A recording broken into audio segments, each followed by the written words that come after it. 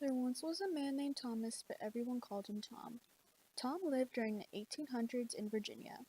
During this time, Virginia had many plantations where white landowners had black slaves work in their fields.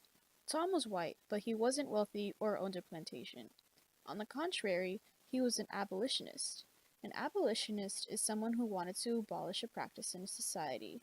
Notice how the first part of abolitionist comes from abolish.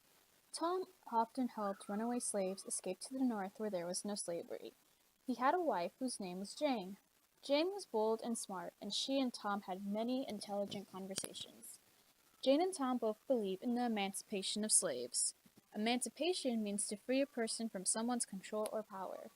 One way to remember it would be that it rhymes with liberation, and that they're synonyms. But the two of them had other thoughts that diverged. Diverged means that they had differences in opinion.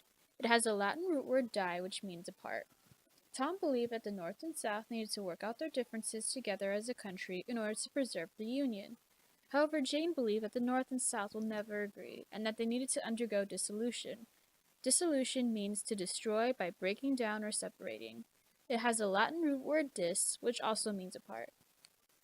Eventually, the South did break apart from the North, and the country was divided into two. More slaves were escaping their plantations or joining the Union Army.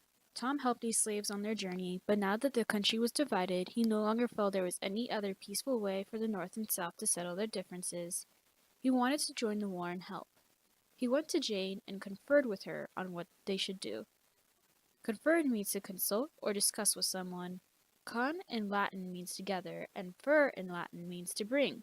Altogether, confer means to bring together. Tom and Jane decided that they supported the Union more than the Confederacy. Tom went ahead and joined the Union Army and fought in what he believed was right.